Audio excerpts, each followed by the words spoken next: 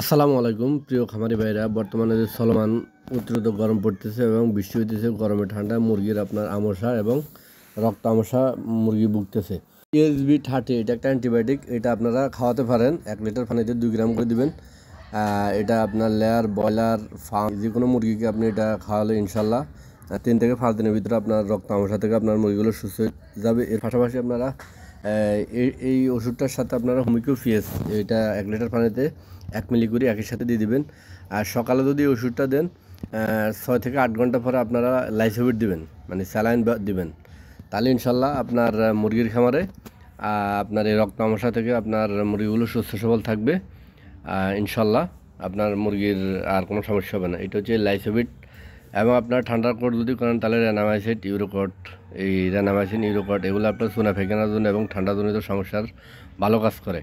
আর হুমিকো ফিএসটা হচ্ছে আপনার মুরগির পায়খানার মলগুলো আপনার ঠিক রাখে এবং মুরগি সুস্থ সবল রাখে, রোগ প্রতিরোধ ক্ষমতা ভালো রাখে।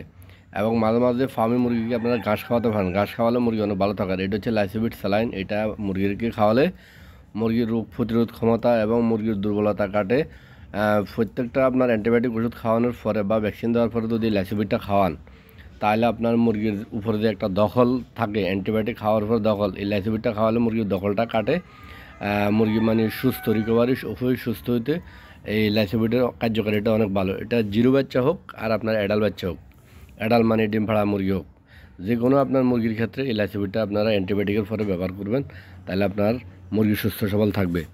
এর পাশাপাশি আপনার মুরগির খামারে আপনার মুরগির রোগ মূলত বেশিরভাগ আপনার রোগ সৃষ্টি হয় আপনার অতিরিক্ত গরম, অতিরিক্ত ঠান্ডা, বৃষ্টি এগুলা থেকে। এবং আপনার মুরগির লিটার যদি সাথে সাথে হয়, এগুলা থেকে বিভিন্ন জীবাণু থেকে আপনার মুরগি আক্রমণ করে। মুরগির মাইক্রো প্লাজমা, এরপরে করাজনিত সমস্যা, এরপরে মুরগি সোনা ফেকানা করে, রক্ত আমসা করে, বিভিন্ন রকমের আপনার মানে রানীক্ষেত সমস্যা দেখা যায়। এই জন্য আপনি একটা খামার করছেন, লাখ লাখ টাকা আপনার খামারে আপনার মানে লাখ লাখ টাকা দিয়ে পড়ছেন, কিন্তু খামারটা যদি আপনি সঠিকভাবে আপনার পরিচর্যা না করেন, সকাল বিকেল আপনি খামারে না দেন, খামারে না যান, তাহলে আপনি খামার করি স্বাবলম্বী হওয়াটা আপনার কখনো আশাবাদী হইতে পারবেন না। আপনার খামারে যখন আপনার প্রতিদিন সকালে আপনি যে দেখছেন আপনার মুরগি সুস্থ, বিকেলে দেখছেন যে আপনার 2-3টা মুরগি ধরেন জুটতেছে বা ফাঁকনা ছাড়ি দিয়ে রেখেছে বা আপনার সোনা ফেকানা করতেছে, এটা আপনার যে কোনো মুহূর্তে মানুষ যেরকম সকালে সুস্থ বিকেল অসুস্থ যে মুরগি এবং লেয়ার মুরগি বলেন, ফার্মে মুরগি বলেন, দেশি মুরগি বলেন, যে আমার এই কয়েকটা মুরগির করাজা হয়েছে, তো এখন করাজার চিকিৎসা আমার চলতেছে আর এখন আমি ডিম উঠে দিচ্ছি।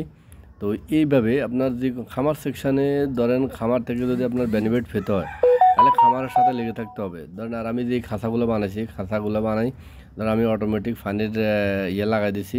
এখন আমার কয়েকটা ওই ফানির ইয়েদের সমস্যা হয়েছে, তো আমি আবার আলাদাভাবে ফানির ব্যবস্থা করে দিছি। তো এই হচ্ছে অবস্থা। আর এখানে আমার 500 লেয়ার সেট, আলহামদুলিল্লাহ ডিম ভালোই ফাটেছে। এই যে 2-1টা ডিমে যে দাগ দেখতেছেন, এটা হচ্ছে কী জন্য হচ্ছে, আমার এখানে রাত্রে ইঁদুর আসে।